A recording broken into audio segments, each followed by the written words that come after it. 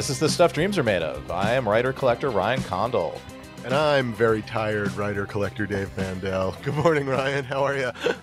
Dave, it's 11:20 in the morning. I know, but it's been a very long week of I'm in the home stretch of White House plumbers, which is sound mixes, and I'm very happy to be almost done. But we had just a monster of a sound mix, sort of a one-dayer that turned into a two-dayer, and it was just like by the end of it, we were all just like bleary-eyed and just sort of stumbled back to the house and just kind of like been sleeping like a crazy person this weekend, so I can do it all over again next week. But anyway, yes, very tired. Despite as a fan of yours and of plumbing in general, love plumbing. I love houses. I'm very excited for the show. I thought the teaser, I don't know if we talked about it live on the podcast, but I really thought the teaser was really great. Not at all surprising. It's very you, which I really enjoy. And I think I take special enjoyment now of it. Like, I know a number of writers pretty well, and then when you see their work up on the screen and you see them in it, particularly their humor, I think I just take particular enjoyment in that. And I think that's why I loved your seasons of Veep so much. I mean, they were great, but I always knew, oh, that's a Dave joke. You're I just very nice. Thank you. I appreciate it. I am definitely at the phase, which I'm sure you are well aware of, which is I hate it and I want it to go away forever. I just need it to, it's like, if I can just win Mega Millions, then I can write a check to HBO for $500 million and erase the files. You know what I mean? Yeah. I just need it. I just need to be done. And I have no idea what I think about it is the honest answer. I mean, I think it's good, but I can't tell any more about it. You're almost there. I just need to be done. But well, I can't wait. I can't wait to see it. So. Well, thank you. Maybe we'll put the trailer up so that we can really, the teaser up so that our 400 listeners can really come to enjoy the teaser. As we should. That's really where most of your House of the Dragon listeners, like viewers, are coming from, right? Is just this show really? Correct. Yeah. That's what's really pushed you over. Yes. I'm going to congratulations you back, Golden Globe winner Ryan Condal. Thank you. That's fantastic. Thank you. It was very shocking. Very shocking. Cool. It was very cool. Really cool. Yeah, really cool. I was sad that I couldn't be there. I couldn't be there because of the show. Where was it? It was here in LA? LA. It was here? Oh, okay. Yeah. And the irony of making successful television is that they want more of it, and it was just with the craziness of prep and what we have going on now, I was just unable to travel. There are places it could have been where I'm guessing had it been maybe in New York or something where maybe there's half a chance, but whatever, 13-hour flight to go to the Golden Globes. And, look, how does one say it? Assume you're not going to win. I know you did win, but you have to kind of go into these things assuming you're not going to win. Correct. I mean, the field that we were against was really intimidating. I mean, Better Call Saul's final season. I mean, Better Call Saul on its own, but final season. You robbed them. Yeah, I think we did.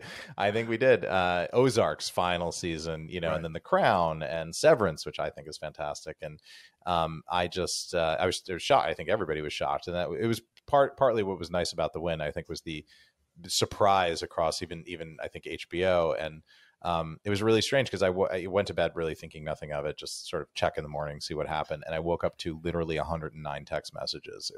So you woke up to the win as opposed to no one, like your phone didn't somehow wake you in the middle of the night? No, because I you slept through it. I had do not disturb on. I sleep with the phone off. And I didn't know until I turned it on in the morning. It was really, and I think it had just happened too, because it was, this show went late into the night. And I get up early, here. So it's 8 hours. The last category, or it's whatever. the last thing. Yeah.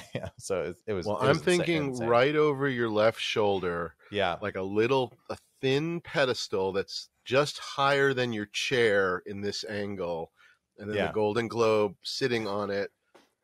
Darker lighting with a spotlight on it on the globe. Yeah. Just floating over me. Yeah. Yeah, or I just put it right here, right, and so in front of my face, sort of in front of the mic, so it's like this through the globe.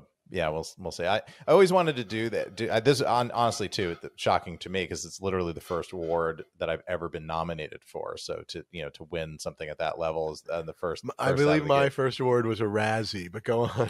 Very good, very good. I would have even taken that kind of attention. I don't know. Maybe we didn't even win the Razzie, but we were definitely up for some Razzies. But anyway, go on. Yeah, sorry. So, but I've always wanted to the thing that we entertain, the idea of like you go to a meeting and you have it in your bag ready so that when somebody starts asking you questions, you can just say, oh, and just rifle around your bag and take it out and put it on the desk. Oh, sorry. Let me just let me find the answer to your question. I feel like there's a story about some actress. God, I'm not doing this justice, and someone will remember this and maybe write in and tell us this.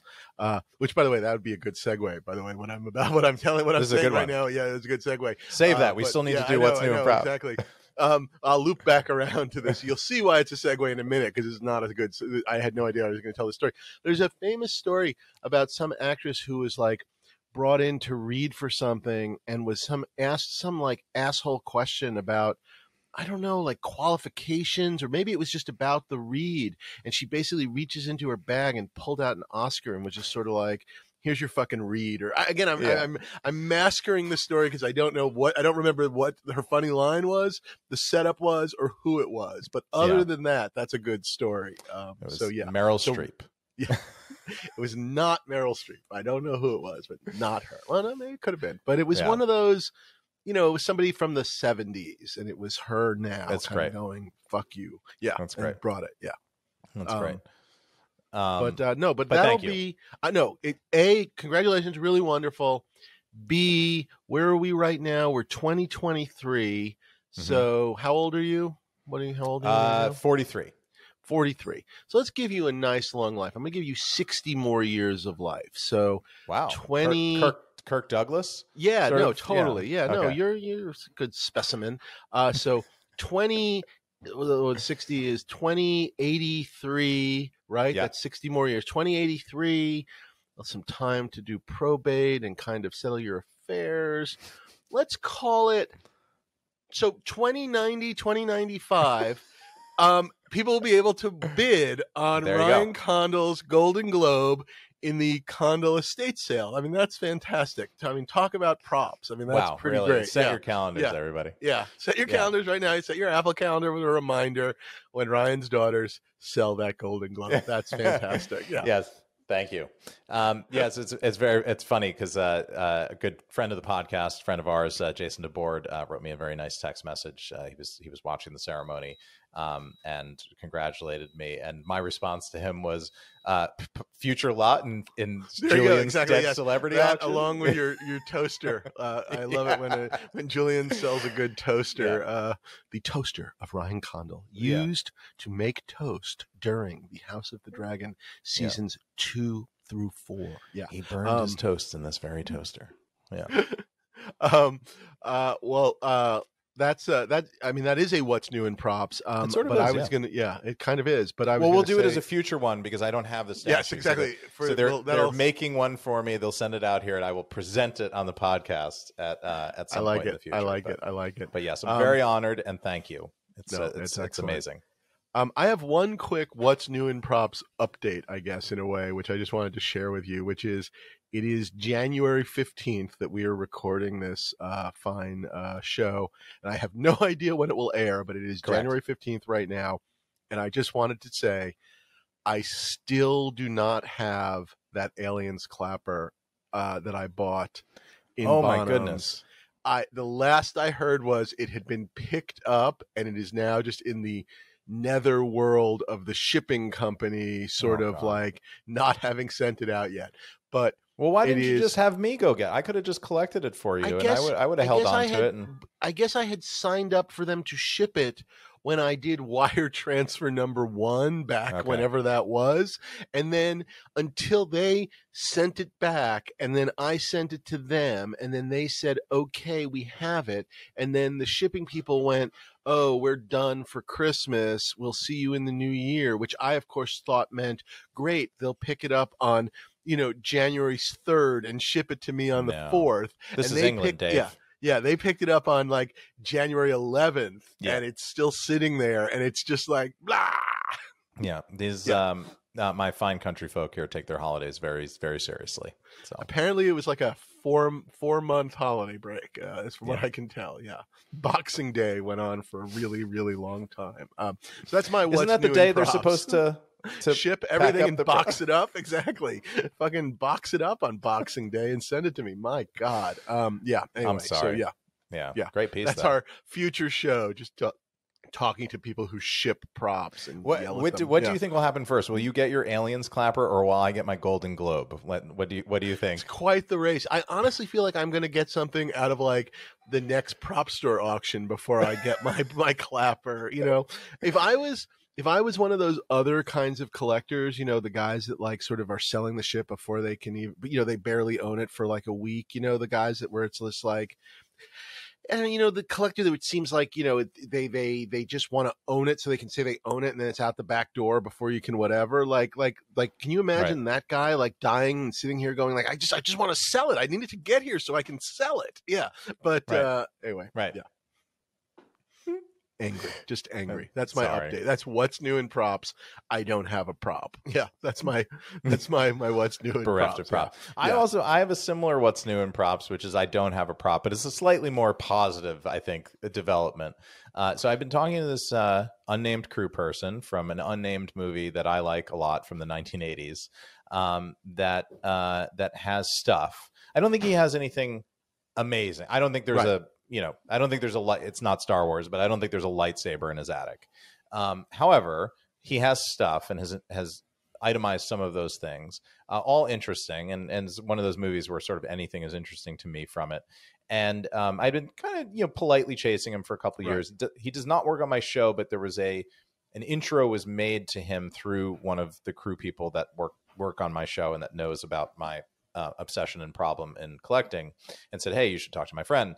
So put us in touch. We've been in touch over text message, and he has this, the mythical loft, which we a lot of times have heard about as collectors. There's boxes in the loft, the locker, the loft, the storage unit, the cargo bay. Yeah, exactly. Yeah, I just need to get into the loft. But he has at last over the break gotten into the loft and has started finding stuff, and I haven't gotten any pictures yet, but I've started to get the list and sort of what do you think this is all worth, and all good kind of active trading questions that are happening. So it's exciting, and I'm hoping that he finds something that he forgets he had or whatever.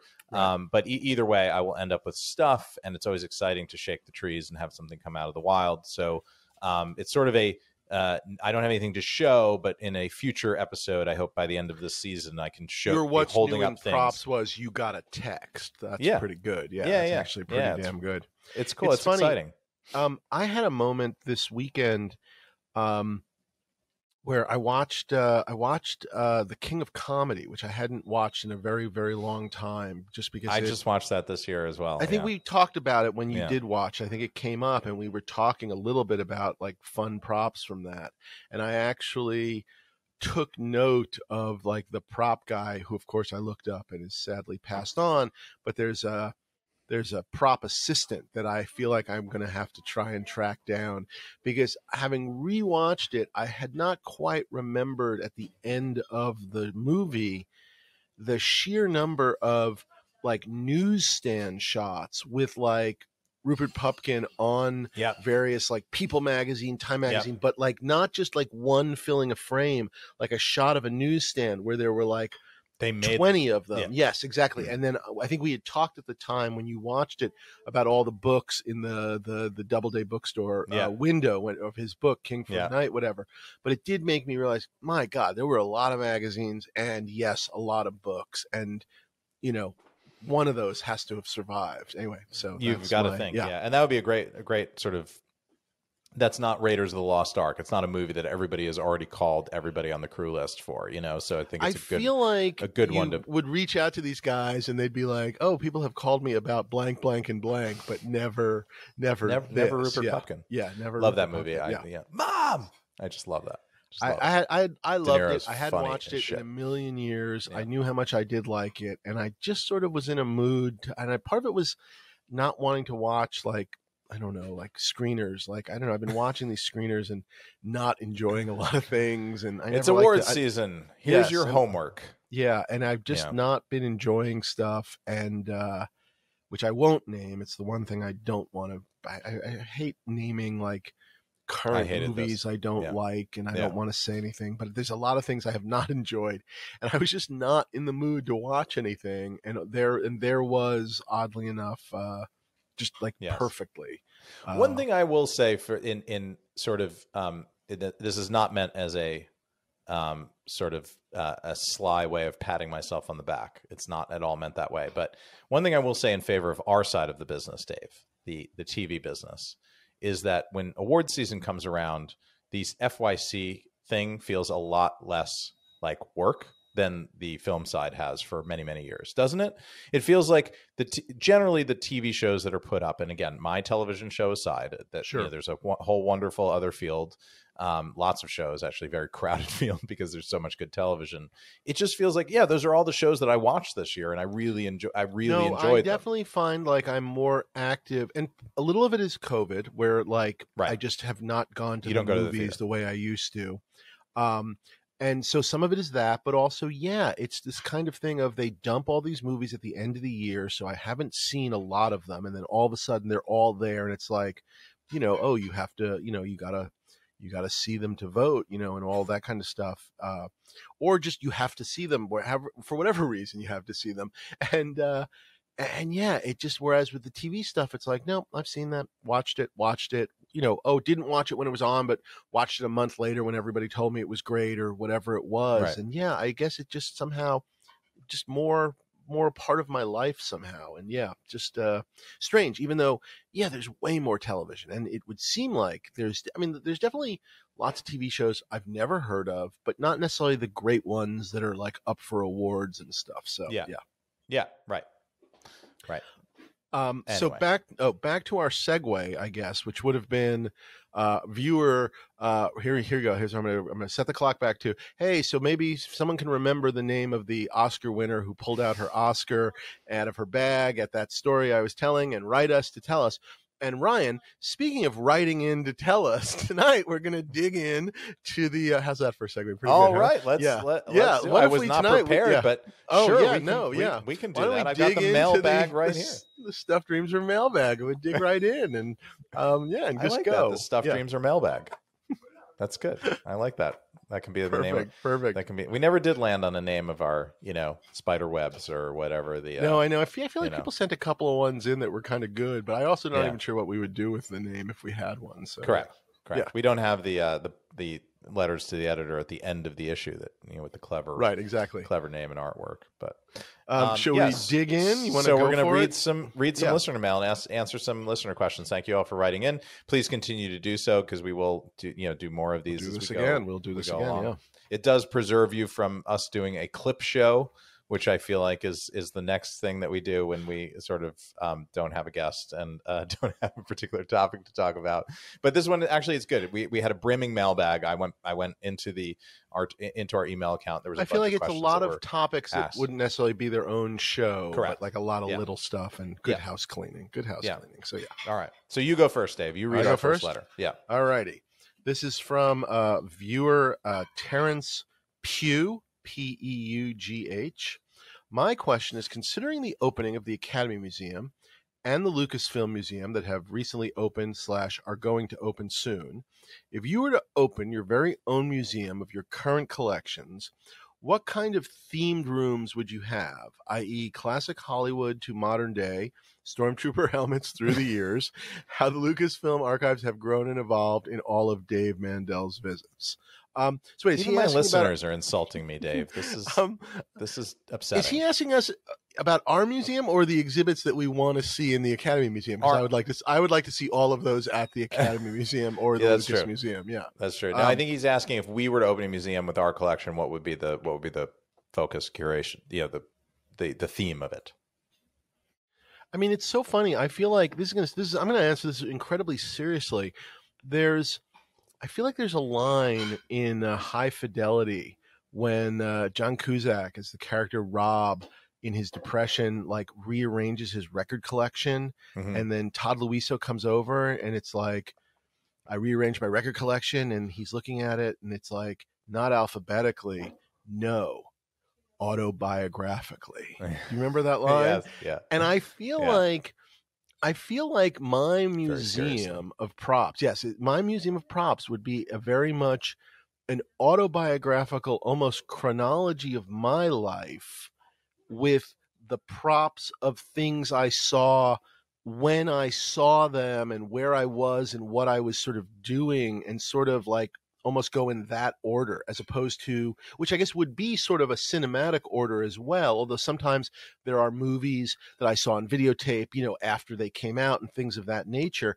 But it would really be very much of sort of like, because I don't know, to me that, we've talked about this is so much of the props is our own nostalgia, that it would be me, but sort of how the props sort of tell my story, if that makes any sense. Right. It's a very, I don't know if that is a museum, or if you could do a museum like that, but it's certainly I think it's as solid as any other museum. So that would be my honest to God answer, is how I would do it. Yeah. That is way better than anything I'm going to come up with on the fly, Dave. Can I just be in your museum? Can it also be the yes? No, can it be the stuff dreams are made of? Yeah, you'll have David a room, and Ryan. A section. Yeah. Yes, yeah. Your Golden Globe, and it'll be great. Yeah, which I'm looking forward to bidding on. Yeah.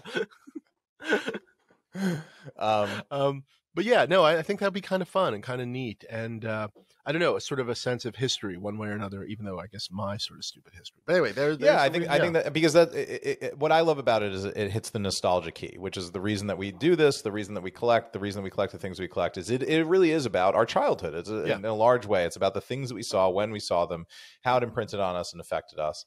And I think that's really great. I mean, just to have an answer. Sure. I think my collection is so focused in what it is. I would just do the genre films of the 1980s, and I would do this whole like kind of 1980s museum. I would make it feel like the 80s. Like, what did a museum look like in the 80s? I think it would be a lot of neon. Yeah. Oh, so good. So much neon. And just tell this sort of, I think, chronologically sort of tell the story of the 1980s with my ephemera, and how genre developed over time. Because I really feel like 1989 was kind of the end of something, because it sort of feels like even 1990, I don't have any films from 1990 or 91. There was just something about 89 being, and it was the end of a bunch of trilogies, Back to the Future and Indy. Right. The beginning of Batman. 1989 is I could also do a whole 1989 exhibit within the thing and tell the story of the decade of the 80s and how it ended with this great and glorious year. But it is that funny thing of like, I always think of like Schwarzenegger, where like just that glorious run of the 80s, and then you kind of get into the 90s and you start Schwarzenegger thing. Yeah, but but at some point it's almost like, it's like he and his people like forgot how to make the movies that were so good, or they tried to make the other move. They tried to do something more, and they never quite could.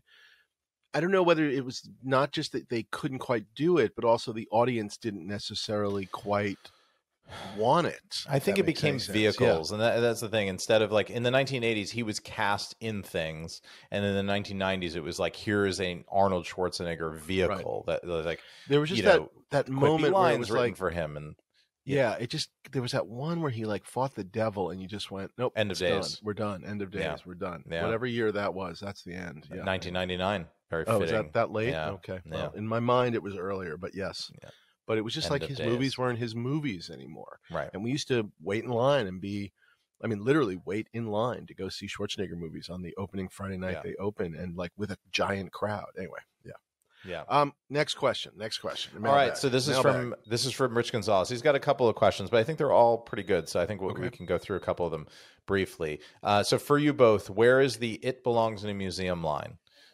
Which I'm taking as the line in the sand of a certain prop, and is it something that is okay to have in a private collection versus what belongs in a museum? I mean, for me, the answer that I'm projecting onto the question. Thank you, Rich, for writing in. So if that's not what you mean, please write us in again. And we'll clarify it on a number of shows for the rest of our lives. We'll answer. We'll make up the question and then make up an answer to it. But I mean, for me, it goes. I think it goes probably to age, because I think in time, Star Wars will be the Wizard of Oz, of movie making, and I think in time it'll be really important to have like your Luke costume on that museum pedestal because of the age and importance. It's age and importance, I would say. But for me, I would not feel comfortable owning at this point a pair of ruby slippers, because I feel like taking that out of the public aura. I don't know. I know exactly what I understand. I get the answer, but I could care less. To me, the line of "it belongs in a museum" is just stuff I don't want. I mean, I don't know what to say. It's like there's that too. Yeah, it's just like, if I'm not interested in it, put it in a museum. The things that we circle all the time and never bid on. Then it's like no, exactly. Raging bull shorts. Yeah.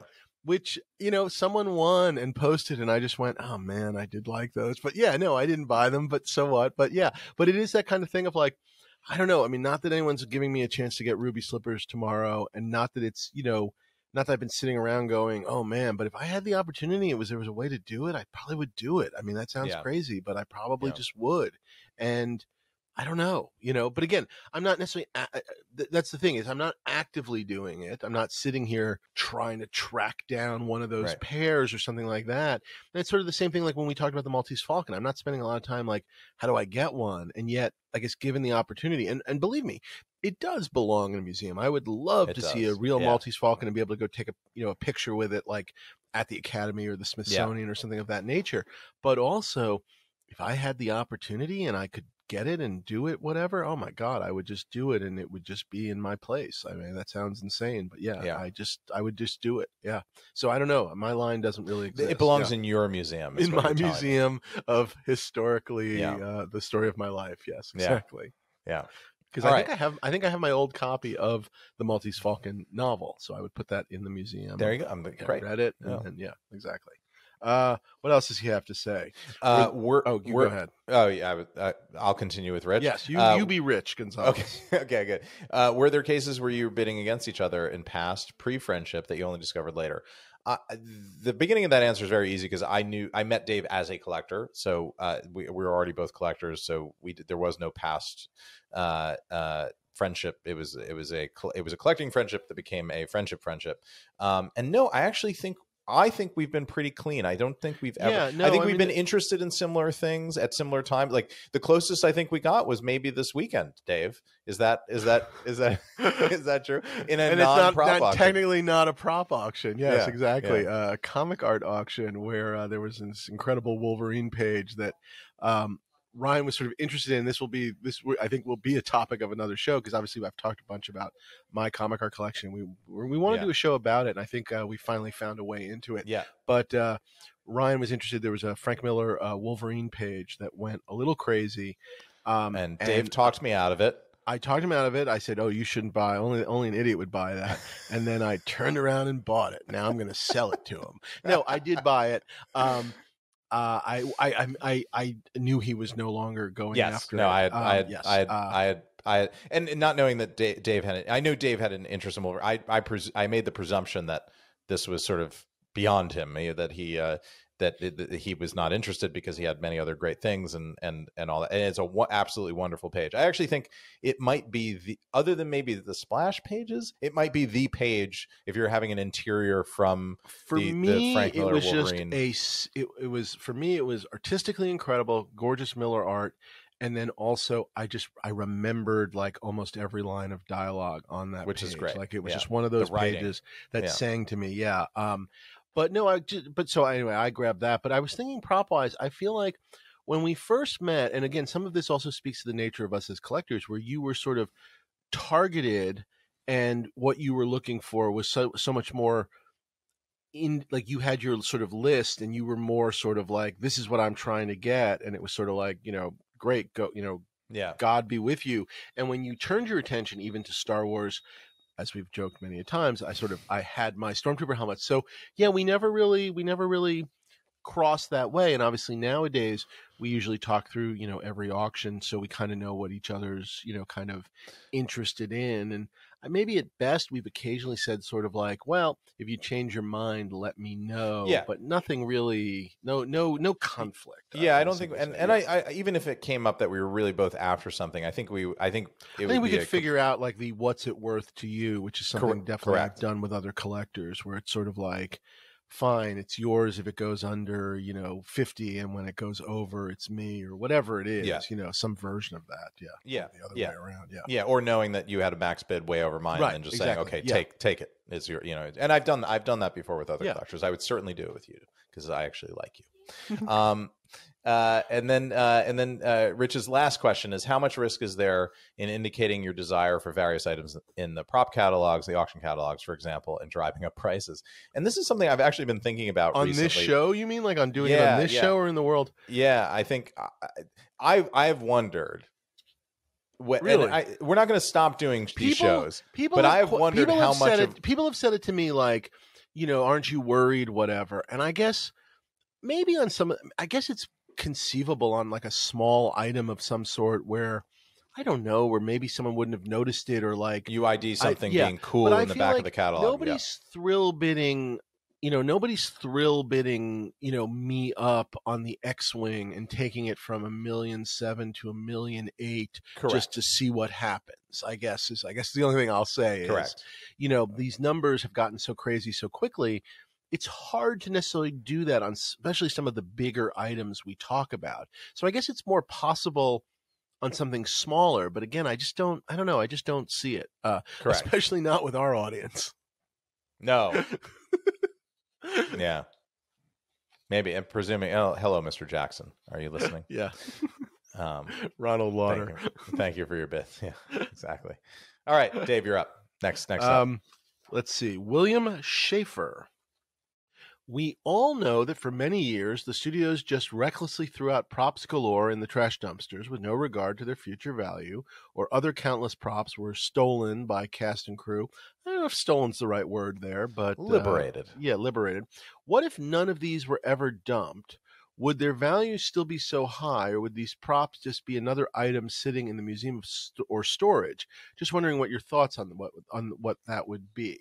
I see what you're saying. So in a world where no props get out, does the scarcity of it prevent it from ever really becoming a collectible? I guess it's certainly possible. I think it has probably more to do with the sense of, would they still be displayed? Would there still be like an Academy Museum and a Lucas Museum? Because I think it's yes, there is obviously people wanting these things, but you need to know you want them. So you have to like sort of see them somewhere, because obviously, again, as we've talked about, I can't buy a Van Gogh, but I still want it, even though it's, impossible to get. So I feel like if they were locked up and were never seen again, maybe not, maybe just in a world of out of sight, out of mind. But but if they were locked up and put on display as, here are these treasures of the film studios, and, see them in museums and whatever, and that maybe, say, the Smithsonian had a larger collection, or the Academy Museum was even bigger, I feel like there'd be at least this an assumed value in our mind of what these things were because of how they were, being in a museum. I think in a museum, I think it comes down to, does a museum recognize their value? I guess, I don't know. That's my answer. Yeah. Is that fair? I took it. I guess I took it a bit differently. I was thinking, like, because obviously, if there were studio archives from the beginning, you would have the same problem, which is it's not in public hand. It hasn't been destroyed, but it's sitting in the Warner Archives. I guess that's why I'm saying, like, but is there a Warner Archives and they're somehow sharing it with the world somewhere? I guess again, that's what I'm sort of saying. What I was sort of doing was, if the crew had the foresight from the very beginning to steal all this stuff and bring it home, you're going the other way. Yeah, does it change the value? Where the things that people were certainly doing in the 70s and 80s that they were doing less of, I think, back in the Wizard of Oz days and the Maltese Falcon days and all that. And I don't think it would have changed value, because you have to remember, even if every piece, like a movie like Aliens, where essentially, really with little exception, everything that was made for that film is out there in private hands. Yep. It doesn't change. It's still so rare and so desired that it really doesn't change the economics of it at all. It really doesn't. So I think it would be wonderful, because it would mean that there are more great stuff out there for us collectors to get. But I really don't think it changes the economics. Yeah, I mean, from the great movies, if there was no George Lucas Archives and every single piece of Star Wars stuff was sort of quote unquote on the market, I still feel like, look, maybe we wouldn't see some of the random like Yoda's cane perhaps selling for crazy prices. Yeah. You know what I mean? There'd be a hierarchy, but in that, and look, in if that every scenario, Biker Scout helmet was out there, right? That's a lot be... of Biker Scout helmets. Yeah. Yes. Yes. All righty. Yeah. Thank you, William. Good question. Thank you, William.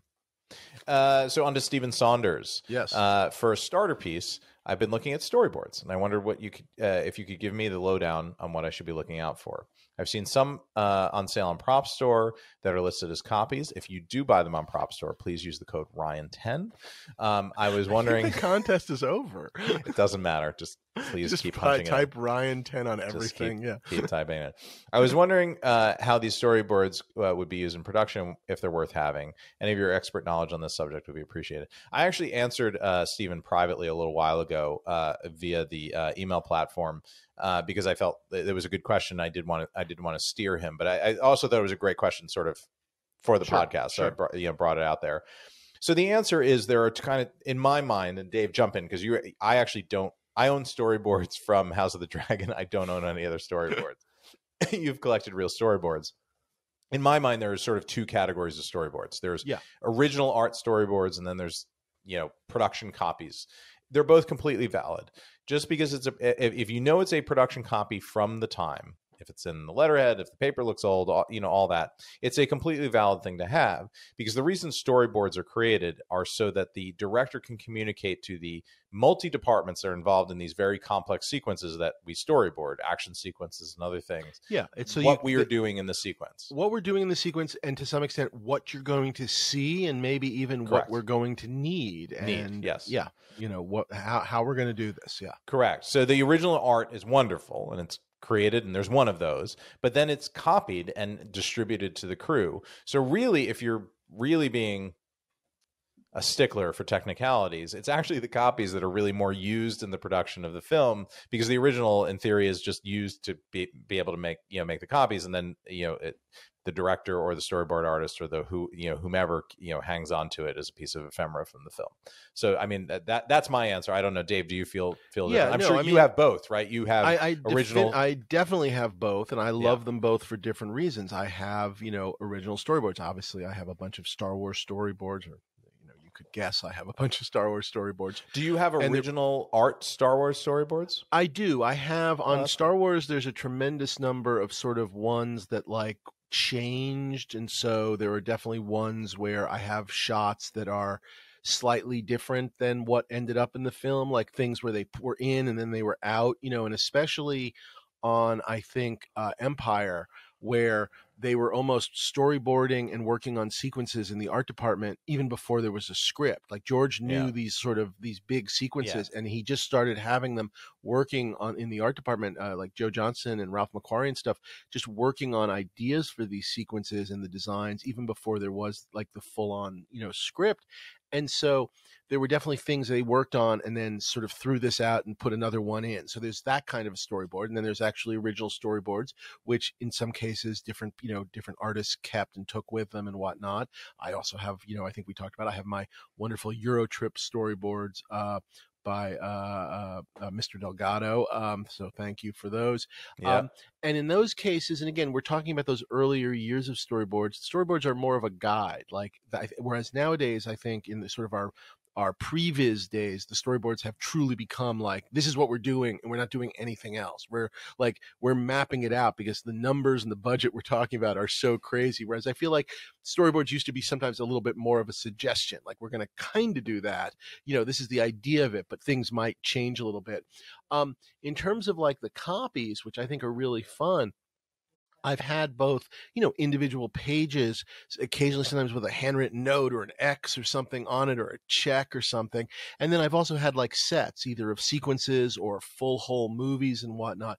Again, Star Wars, Superman's another one that comes to mind, with like having a section of like his first his first appearance in Metropolis, of him rescuing Lois Lane from the helicopter, things like that, where you kind of go, here's a cool sequence, and to be able to sort of thumb through it, which of course, by the way, reminds me of comic art or even reading a comic book. Again, different things. So yeah, I think they're all I've always wanted an original Batman '89 storyboard for that reason, because it feels like a comic book page from the live movie. You know, that thing.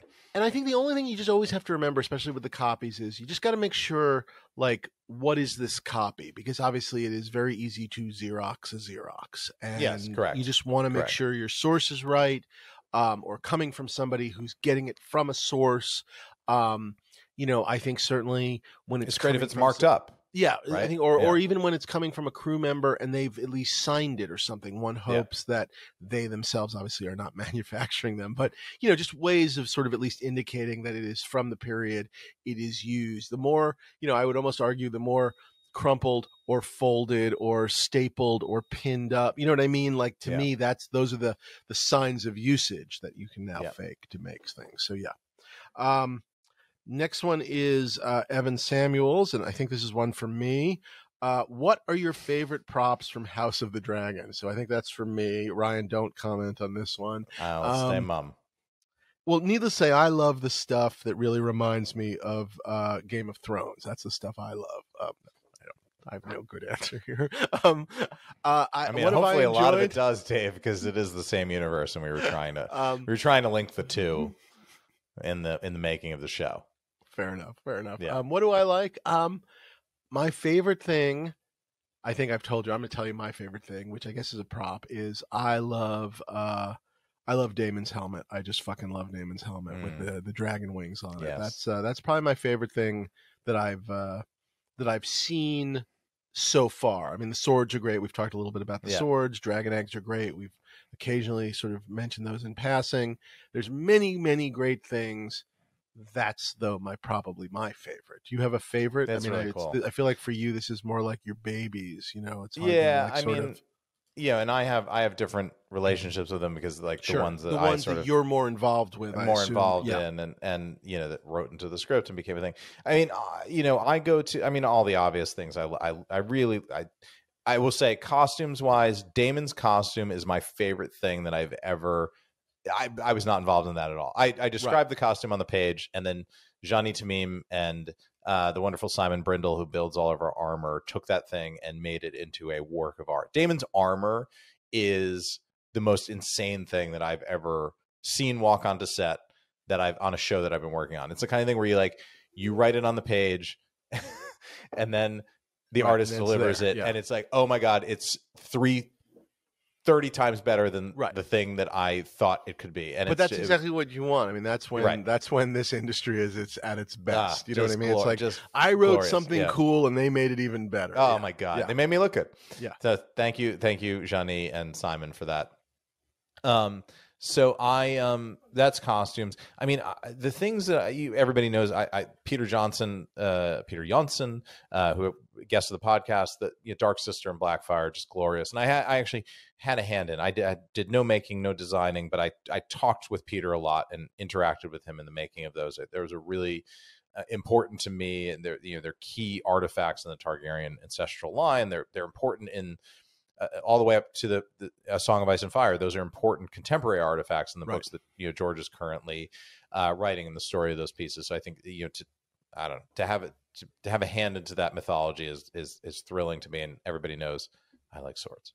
But my mind actually goes to the giant props that we built, and I got to say I love the throne, and I love what they did with it and how they evolved it, and we wanted to make it kind of grander and more glorious than the thing that you see in the original series, to show how this was a time of greater decadence, a time of the Targaryens were in power, everything was bigger and greater.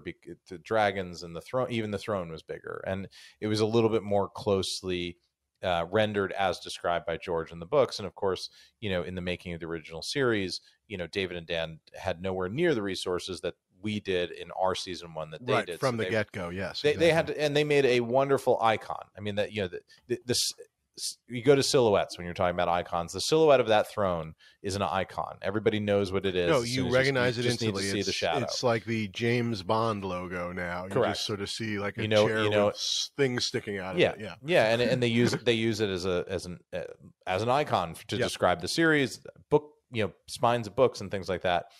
And had the privilege of being able to add to it. I think to make it, to keep the icon is very much that throne set into a much larger array of swords that also communicates the idea of history and time passing and what happened and why is the throne smaller now than it once was. What happened in between.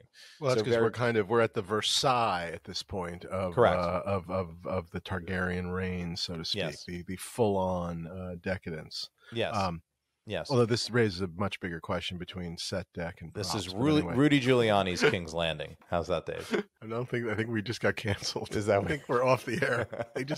I don't think we're broadcasting. Hello. Everything went dead. If you've been thinking about consigning some pieces to the next Prop Store auction, email PropStore at consign@propstore.com before the March 15th, 2023 consignment deadline so they can be included in Prop Store's Summer Los Angeles Entertainment Memorabilia Live Auction. That's the EMLA. Which I like those initials. I always like that. I've always thought that kind of backed into that in a cool way. I think EMLA. Yeah, I always get confused though because when the London one is also the EMLA, I'm like, I thought this was London. I know. It should be EM UK, but it's not because it's still live. Right. Anyway, well, we'll work on that. Why consign to PropStore, you may have asked, Ryan? With prices changing all the time, the best way to sell your authentic items is through auction with the leaders in entertainment memorabilia. That, unfortunately, is true. Not necessarily great for the collector, but for the seller, man, oh man, oh man, you don't leave money on the table when you put it in a prop store auction, I'll tell you that. And often it's our money, so that's always good, right? That's right. Good for somebody. Right. Yeah, good for the seller. Right. If you want to get top dollar out of Dave and I, consign to Prop Store. That's number B, top prices, parentheses, from Dave and Ryan. Time and time again, Prop Store has achieved top market prices for its consigners when Ryan and Dave bid. So there you go. That proves it. There you go. Yeah. That's right. And if you do consign and we don't buy it, there are no buyback fees. So Prop Store allows consigners to place reasonable reserves on items with no costly buyback fees that you'd see at other auctions. There's also interest-free cash advances. So if you need money quickly, Prop Store will provide cash advances for quality items over $5,000 in value with no interest charges. And basically, and I was about to say, every item in the world is over $5,000 these days. So That's a pretty good deal. And finally, you get the Prop Store COA. Each item sold in Prop Store auctions will come with a Prop Store COA, something that can add value to your item when it sells, because they're going to check it out. They're going to screen match it if possible. They're going to do the research for you so that your piece can be put forward in the best light as humanly possible. So it's a pretty good deal getting the Prop Store COA. Prop Store is looking for your costumes, props, posters, artwork, comics, and toys for its upcoming auctions. If you have items you'd like to sell with Prop Store, contact them by going to the Sell tab on propstore.com or email consign@propstore.com. And if you're in the mood for buying rather than selling, don't forget to use your discount code Dave10 or Ryan10 to get 10% off your Buy It Now order through the end of this season, and vote for your favorite Stuff Dreams Are Made Of podcast host at the same time. And remember, Ryan and I are pulling things from our closets and drawers and knick-knack boxes and whatnot to kind of I stole things from my children. Oh, there you go. Very nice. I just thought of something that I'm going to find. I think I have some random Star Wars mini posters from Japan that I'm going to find one of those and put it in my box of garbage to give away to the Prop Store winner. Is that what we're calling the contest this year? Is that what Prop Store agreed to? Dave's box of garbage? That seems weird that they would agree to that, but they did. I don't know what's going on over at Prop Store, but they agreed to box of garbage. So yeah, Dave's box of garbage. Star Wars mini poster. I think it has a name, but I don't want to guess at it and sound like a racist person. So I think it has a special name for a mini poster. But anyway, we'll work on that. Dave 10, Ryan 10. Consigned to the EMLA UK. Thank you. Next one, Johnny Hunt. Oh, that's me. Okay, so Johnny Hunt. Thank you, everybody, for having easy-to-pronounce names who's written in so far. Yes, these are very good so far. We appreciate that. On preservation, have you had any old leather pieces drying out that you conditioned or considered conditioning? I've had Joe's screen-matched leather jacket from Looper for a while. Oh, that's cool. And even after just 10 years, it's starting to show some signs of drying. But I haven't wanted to alter its natural state from production. Have you guys dealt with this before? So he actually has two questions. They're both preservation questions. It was two. Maybe we can each take one just for fun. Sure. On the leather, I actually have good news on this, and I've never I've never reconditioned leather myself. I do have a couple of leather pieces in the collection. The good news is essentially once it crosses a threshold of time, as long as it hasn't degraded, you're in pretty good shape. So I was looking at some things in the prop store auction where they were very old. One piece I got, one piece I didn't get. That I actually talked through with Stephen and Tim from the auction house, and they were talking about the age and the things that they look for in the leather, and all these very technical terms. I don't know them. I'm not going to pretend to know them. But essentially, as long as it lives through the sort of making of the film and is properly sort of dried out and not in all the typical thing. Don't expose it to sunlight. Don't leave it outside. Don't let it get wet by water. If you're picking something up that's brittle to begin with, you're sort of screwed. Yes, but if it's if you pick something up and it's pretty good, it should stay pretty good. It's not going to get worse, and you really don't have to do anything with it. If you have any questions, though, I would say reach out to Prop Store. I think those are, start there, show them what's going on, and say, hey, do I need to take this to somebody? Because they actually have people both in the U.S. and in the UK that they can refer you off to that deal with these sort of materials preservation. They can they're not cheap, but if it's an expensive piece, it's worthwhile looking at. I will say leather is pretty sturdy, and talking it through a couple of Blade Runner pieces over the years. Blade Runner was a show that they made in 1981 where it was just raining all the time, right? And the leather has survived. So, and that was in the active rain all the time. And look, it doesn't look like it did when they filmed on it.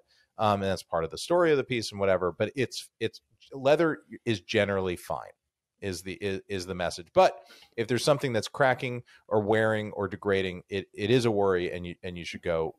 There are people that can help it and preserve it, and you should go do that. The next follow-up sort of connection, part 2 of Johnny's question is on rubber pieces.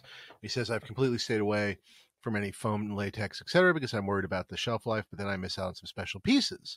Is there really much that can be done in the long run? Have you heard of anyone encasing props in resin or carbonite? Not so much the encasing in resin, but I do believe that the process that they do that can be used, because I've certainly had a lot of various, and again, the key to all of this is, when you have a piece that's quote unquote rubber, is what is it actually? Is it rubber? Is it foam latex? Is it an older thing? I had a piece recently that was carved out of like a foam that was like from what you'd make like a couch in the 70s out of. And while the outside paint on it had cracked a little bit, the foam was as fresh and what's the word I'm looking for? As moist and as pliable as it was the day they carved it out of the couch. Do you know what I mean? And so the painting needed a little work, but the actual foam was actually pretty darn good. So I think the first thing is identifying what is the actual material. And then in most cases, it can usually be stabilized, I think, chemically,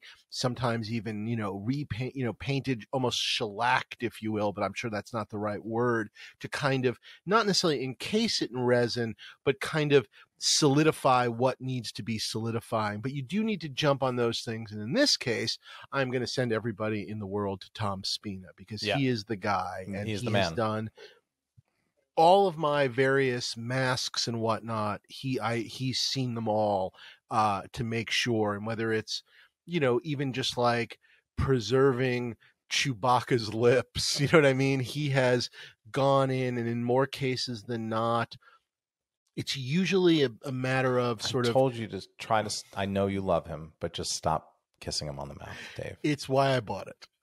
It's why I bought it. It's how I learned to kiss, and it's. It's a good thing no one's hearing this show, that they pulled the plug after that Rudy Giuliani thing. After the Giuliani thing, they're out. We're just gone. But yeah, it's Tom Spina, and you do have to be careful, because I mean there are definitely stories of like our friend Chuck Costas, who's been on before. He once, years ago, he had some of those like Batman 2, the second Batman movie, the discs that the Batmobile shot out. Yeah. Those things, whatever latex or foam, I don't know, whatever those things were made out of, they just melted. Like basically one day it was like a disc and one day it was like a puddle. Basically. It's like the Back to the Future shoes, those things. Yes. But again, if those things were grabbed early enough early on, there was work that could be done. I mean, again, that's the thing. Yeah. So again, I definitely, it's something to be aware of, and you definitely have to know going in. And this is something to think about if you're making a purchase, is like, I'm going to buy this and this is going to be the auction price, but I know there's going to be an X price, on top of this to restore it or get it right. And it's something to think about. Certainly before you're making a purchase, whether it's a private purchase, whether it's an auction purchase, whatever, you can reach out to, like someone like Spina and just say, hey, I'm thinking about buying this. What do you think it'll cost if I have to send it to you? Things like that, where it's great to know before you get yourself into something, as opposed to getting yourself into something and then freaking out. So again, it's sort of the do your research of restoration is what I would say. So and right over my shoulder, I think you guys can see it. I think it's in the frame. My Batman. I mean, Tom did extensive work on that because it was very well used, and it was old, and he filled and saved and whatever. And the big thing that he did with that was and this is the solution for a lot of these pieces, is he put it on that bust permanently to hold the shape of it. It's funny. A lot of times, and again, I don't pretend to understand everything Tom does, but with some of the stuff that I've had, it's often been about finding a shape to put it on, or putting something inside, like if you will, adding a support beam, again, especially into like foam or latex thing, where perhaps one had not been there originally, but adding it now to kind of give it a spine. And again, I'm not saying that's the solution to everything, but often, how do we support this thing?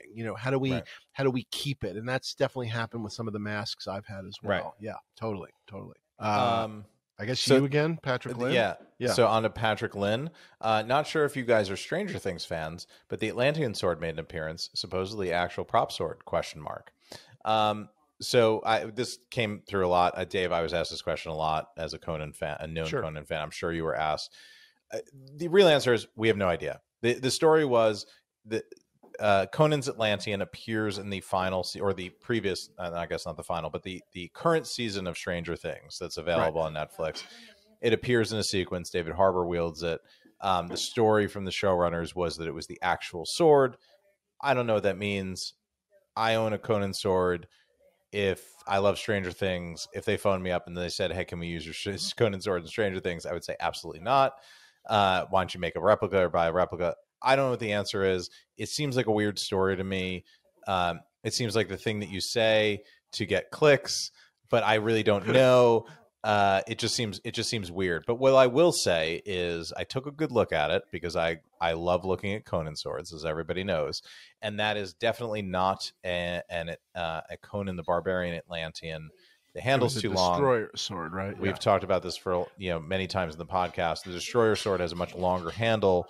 It's a destroyer length handle. And here's a funny point I will make, and I just want to say, if it's from anything, it's from Conan the Destroyer. Right, but now I'll loop around in a very strange way. And again, by the way, I do want to add, by the way, I love this last. I mean, I like Stranger Things a lot. I love the show a heck of a lot. My kids love it, and I love this last season in particular. I mean, I really felt like they were building to something special. But what I was going to say is, while if someone said to me, hey, we're going to use a real Conan sword from Conan the Barbarian, I'd say, like, that's absolutely ridiculous. But if you're telling me they used a sword from Conan the Destroyer, maybe. Yeah, that's fine. Maybe. Yeah. Oh, it's okay with me. Yeah, that's fine. Oh, you broke it? No. All right. No worries. Moving on. Just glue it together and send it back. Yeah, no big deal. It's Destroyer. Yeah. Ansel Props. That can't be a name. Is that a name? I think that's a handle. That's a handle. Okay. Yeah. Because I'm going to say it's sort of like Armitage Shanks or Ambrose Chapel in The Man Who Knew Too Much. Ambrose Chapel. It's not a person. It's a place. There you go. Oh, sorry. Oh, yeah. The Alba Varden from yes, Lethal exactly. Weapon 2. The Alba Varden. Yep, exactly. Yeah. Alba Varden. Or my the optician that I had growing up, Dr. Glassman. Always seemed weird to me. Did you pursue the profession because of your name? I don't know. Well, just kind of happened. Never be known. Yeah. Ansel Props. I heard on Facebook and on the podcast that people used to meet up and discuss their collections and show and tell stuff. Do you think this will make a comeback now that the pandemic restrictions are nearly gone? Well, I think we're going to get into much more of a philosophical question of what the pandemic restrictions and how, certainly from my perspective, the answer is no. I have no Dave will interest. never meet anybody ever you're again. never going to see face. me again without a mask. I haven't seen him in 3.5 years. The new website that I'm following, which is all about the fact that the dropping of the CDC restrictions was bullshit and that we should still be masking and testing. My answer is no. Are people going to be doing it? Yeah, sure, of course they are, but not me. But that's truly my answer. Is no, not me. I'm happy to meet up, but yeah, I mean, I think those things were more relics of the kind of before days of this hobby. And I mean, look, collectors get together all the time socially, but the idea of the quote unquote prop party, as I think it used to be called, of coming to a VFW hall and getting together and showing your stuff, that felt more like a relic of a time when people didn't really know how to connect otherwise because the internet was limited and picture sharing was limited. It feels like much of that stuff kind of happens online now, and the face-to-face stuff is more social. I also think, and again, forgetting even about the COVID of it all, I also think as even more so now than just, a couple of years ago where the auctions are it, you know what I mean? Where there's so much less of, sourcing stuff and finding things in random places where it's auctions. In some ways, I guess, and I think we're seeing it again a little bit, maybe the auctions themselves sometimes are the prop get together. It's a chance to, meet up like you guys did at the prop store auction and whatnot, where maybe that in a way becomes the get together, but there's less of the sort of like, hey, let's get together because I just found this thing that none of you have any idea I found, because that's just not happening on the same way. I don't know. Right. Either way, if you're coming into my house, you're testing right before you come up the stairs. That's what I'm just telling you. Yeah. So, yeah. Even his children. Yeah. Next one, Thomas Essen. That's you. Great. Thomas always writes the show, stays in regular contact. We thank you, Thomas. He also has lots to say. So he has 3 questions. I think I'm going to pick the best one of these. Okay. Because we're coming right up on the hour, and we wanted to do a tight hour today. So we're sticking to that as tight as we can be on the stuff dreams are made of. So Thomas asks, you've talked about lost props that have physically gone missing. How about props that exist, but with backstories that have been lost to memory or have yet to surface? Say no one can figure out who designed or built the prop, why it's constructed in some peculiar way, parentheses, like Ryan's Holy Grail from Indiana Jones 3, or what techniques were used in its making. Which pieces in either of your collections or the wider world do you feel represent the most significant gaps in the knowledge of the backstories? I mean, I think that's a really good question. I think that's the thing that we sort of puzzle over a lot in this hobby, particularly in the era that Dave and I collect in, because not all of that stuff is immediately apparent or written down, and also there was less of the mass production where even if they were making 3 of them, they might make 3 props for a movie in the late 70s, early 80s, and all 3 of them are different.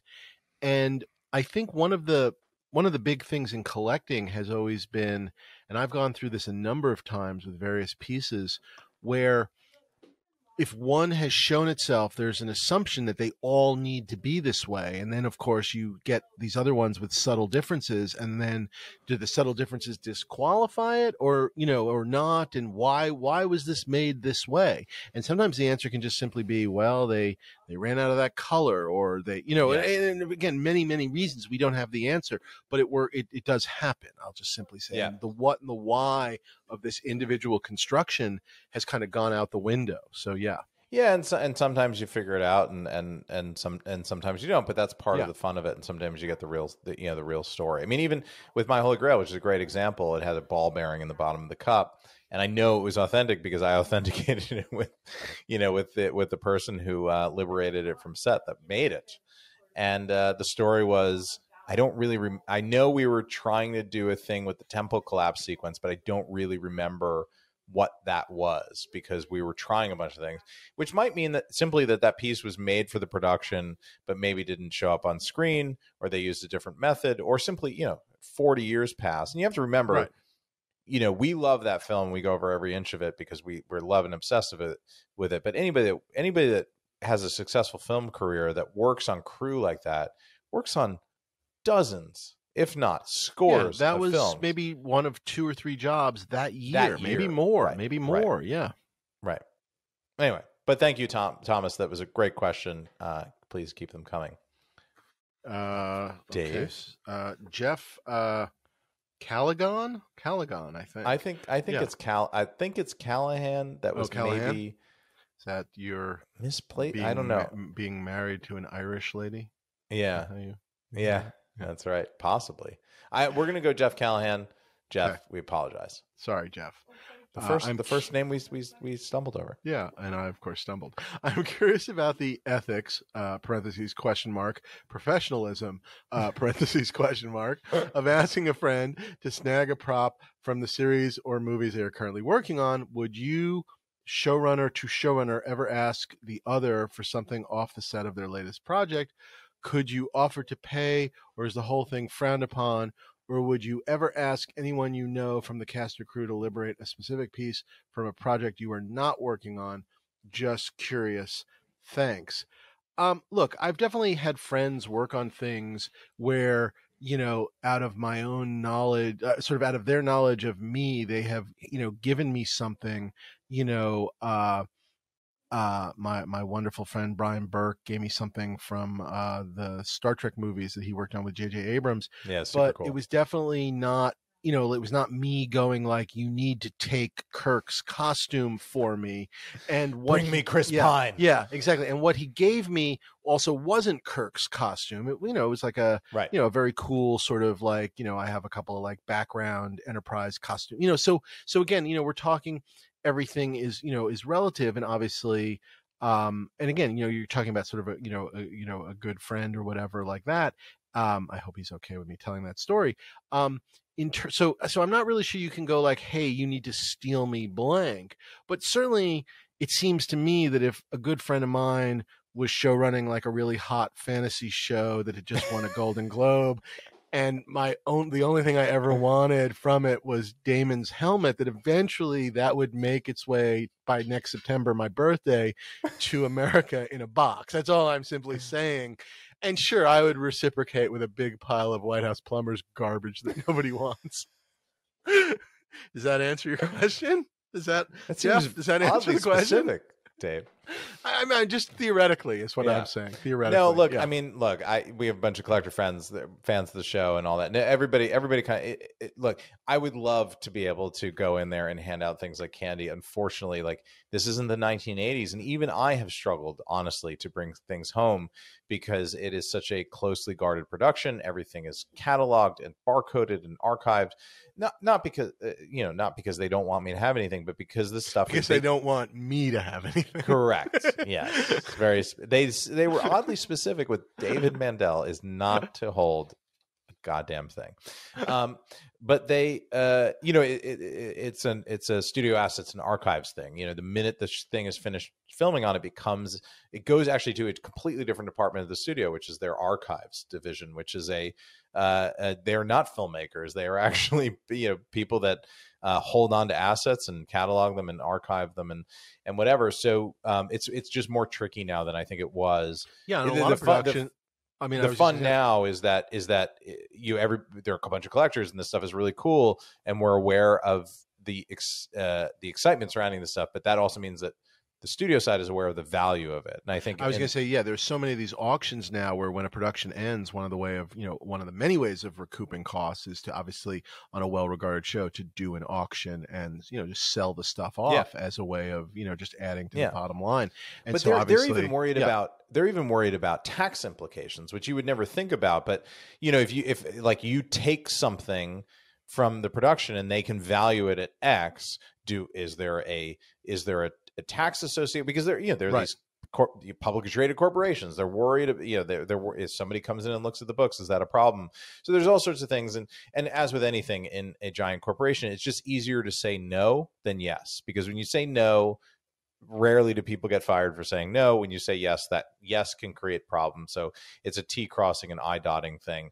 I will say with great confidence at some point in the run of this show that Dave will have something from House of the Dragon, but I don't I don't know when or where or why or how.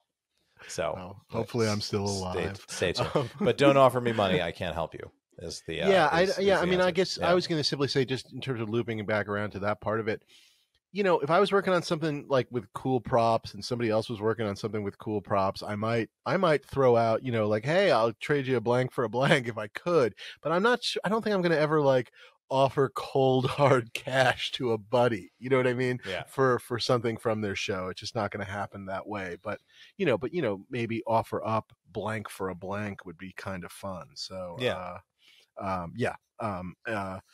we got we're not bad. We got one or two more. You want to go one or two more here? Yeah. Is it me? No, it's you. I just did okay. Jeff. Yeah. So I think this can be the last. I was charmed by this, which is why I included it. So I think this can be the last one, and then we can go to the game.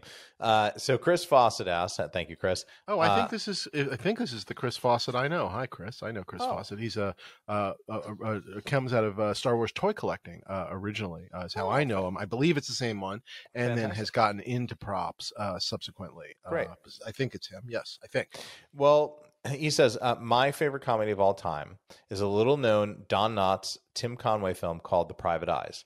Is there a film in the film? There's a series of gags where Tim Conway's character, named Dr. Tart, invents stupid things.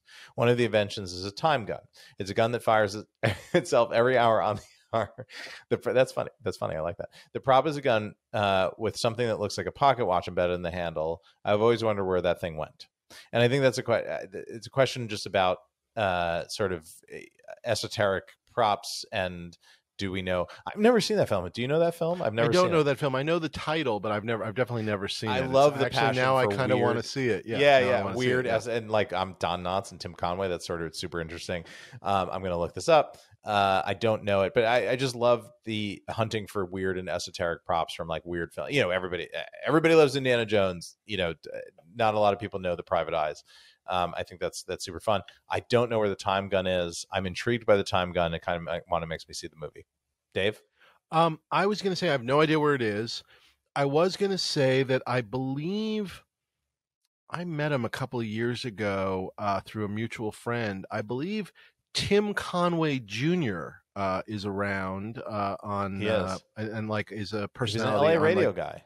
Yeah, and I think he's like a Twitter guy. I think he was a really funny guy. I met him oddly enough at the like a bar in Toluca Lake that a buddy of mine used to hang out at, and Tim Conway Jr. was there too. Anyway, I guess you could ask Tim Conway Jr. if it's something he remembers or knows, or if his dad had it or whatever. So I know that's my best guess. No idea.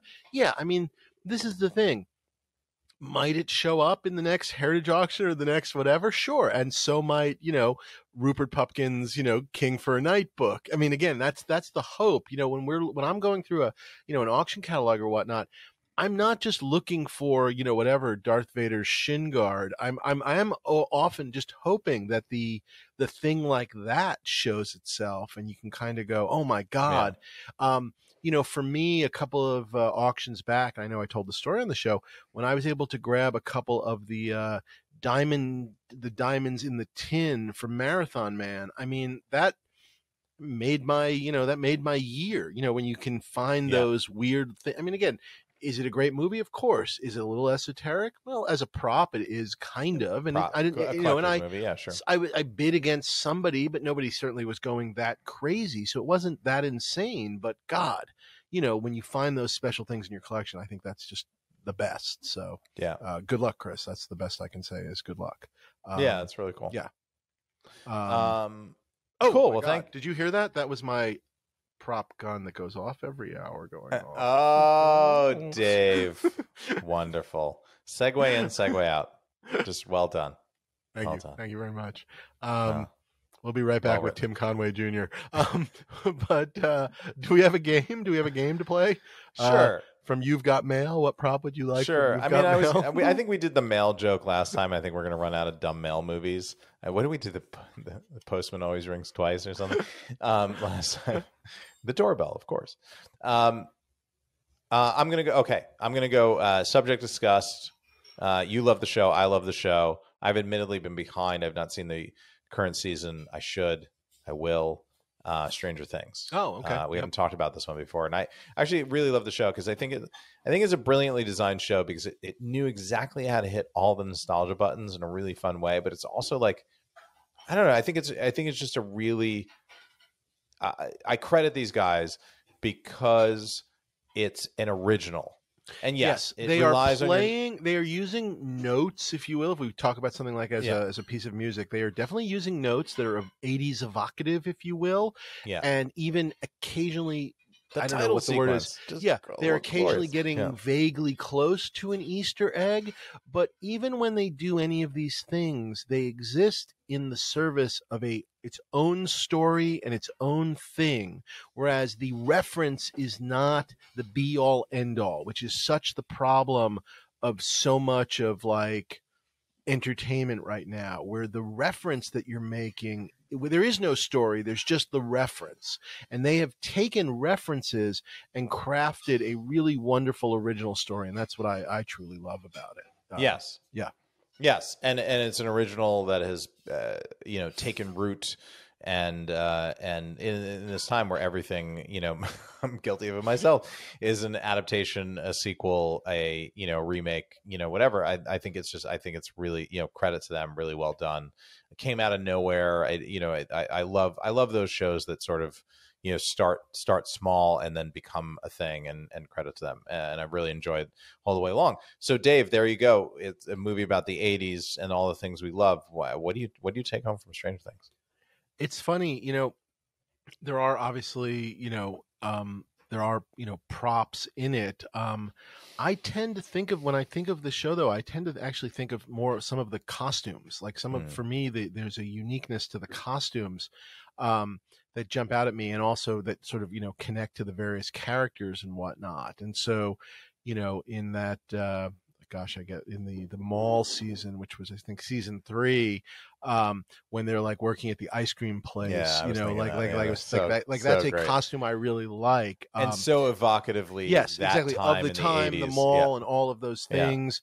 I love the character of Dustin, and I loved his sort of, various, like many of them, but his science camp hat. The one thing, I guess, if I was going to say prop wise, I feel like some of Will's drawings of some of those original drawings that have that wonderful sort of both childlike quality, but also obviously the scariness of the Demigorgon and a little bit of the Down Under, or whatever the heck it's called. I like, in terms of a prop, that would maybe be a really special thing to have, like an upside down, have an actual prop drawing from the show. So that would, I'm going to go there. I think one of Will's drawings, maybe even from season 1. That'd be pretty damn cool. Yeah, I think creature stuff is super cool. Costumes definitely a thing. The hats, as you said, Dustin's hats. There's a bunch of those that are custom made, certainly for the film. There's the bikes, the radios, all that. I was thinking about like the Dungeons and Dragons board that they're playing on at the beginning in the first season, because I always go to like first season stuff. I love how much they play Dungeons and Dragons, and it's such a part of the show. I'm not sure I'd quite honestly recognize it. I mean, you know what I mean? Like, I don't remember if I know the specifics of it. Whereas that's the thing. But I would definitely go like a season 1 thing, like when they were really trying to get it out of the gate, and what is that? I mean, probably just like one of the hats, or the kids. I think I gotta go Conan's sword from the from Conan the Destroyer. Now, I think I gotta question. Yeah. Do you like the sword more as a Conan the Destroyer sword as a prop from Stranger Things? I would be so much more interested in a Conan the Destroyer sword used in Stranger Things than a Conan the Destroyer sword. Yes, 1,000%. 1,000%. And obviously, if the Duffer Brothers are listening, I'd happily offer them some cash for a prop from their show. Yeah, so if that works, I would trade things from House of the Dragon. There you go. And we would love to have you on the show, Duffers. Yeah, if you want to come and props, you guys are obviously nerds. It's very clear. We would love to talk to you. So I met them. I don't know. Did you? We did an awards circuit met everybody a few years ago, and I was very lucky enough that we got sort of stuck standing next to each other a couple of nights, and just sort of, there was no one else to talk to, and we found each other. So that was you have a very, very interesting and deep life, Dave, and I feel like I'm robbed of it by living on this dark island. It's all pre-COVID. All pre-COVID. Oh, okay. Now I go nowhere. Now they wouldn't. All right. Well, that's a tight hour 15. So that's pretty good. There you go. I think mission accomplished. How about that? Mission accomplished. Plus ad. Yeah. Plus ad. Whatever. But thank you, everyone. Thank you, everybody. Yeah, more to come. And what can we say? Please, as always, continue to subscribe and rate us. That does, honest to God, help. Follow us on all social media at Props Podcast. Please subscribe to our YouTube channel as well, where you can watch the show and sort of see occasionally the props will be referenced there as well. So you get the little visual aspect of it. If you email us, we will occasionally answer your email on shows such as this. Something at something. What is that? Dreams are made of podcasts at gmail.com. Thank you. It is a mailbag episode. It's been good for you to know the email address going into it. It wasn't on the paper. Got it. I think this is where Bart's marriage has just ruined us. Yeah. No prep. Yeah. No producer, no prep. Guys. Congratulations, though. Congratulations, Bart and Jared. We're very happy for you guys, and well done. Thanks for abandoning us today for this. Really let us down. Let down the show. Great. Yeah. But you have some. We'll find a new producer. It's cool. It's cool. Yeah. Congratulations, Mazel Tov. And we'll see you next time. All right. Very good. Bye everybody.